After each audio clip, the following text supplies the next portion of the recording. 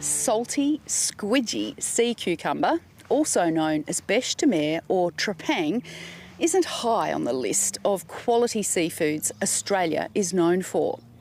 But it played a pivotal role in pre-colonial Australian international trade. Broome reporter Erin Park joined an expedition to find out more about the Southeast Asian fishing crews who once harvested trepang off the remote north coast of Western Australia.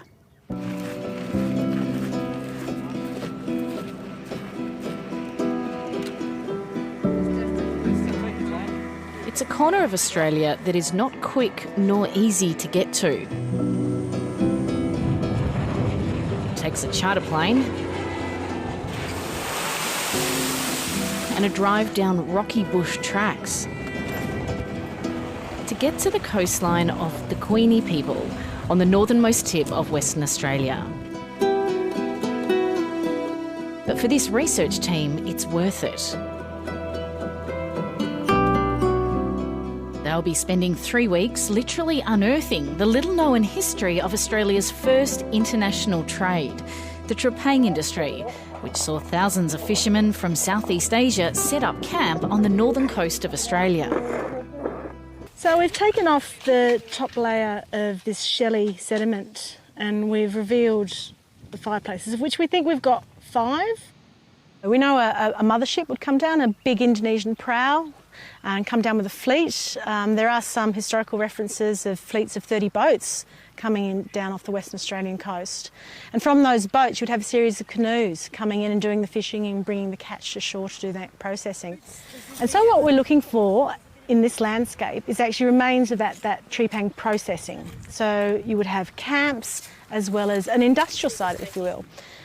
What we see is these lines of stones, which are actually individual hearths all put together. And on these hearths would have sat these big iron cooking pots, which were used to boil down the trepang, the catch that they would take off the banks and offshore reefs just from here. These sketches from the early 1800s show similar scenes in what's now the Northern Territory. But the intriguing question for the researchers: how were the fishermen interacting with local Aboriginal people who had foreigners entering their land for the first time? We get to tap into the incredible knowledge base, the cultural knowledge base that traditional owners have. We have some living memories of traditional owners' parents who can... stories passed down through generations. My mother remembers doing this. My grandfather's grandfather, this happened. Some of that oral history coming down through to inform what's going on.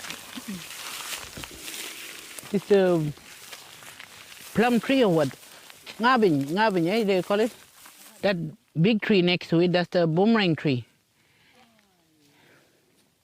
They make boomerang out of it. Dorothy Jangara is a Warrnambool elder who's agreed to share her knowledge and memories with the researchers.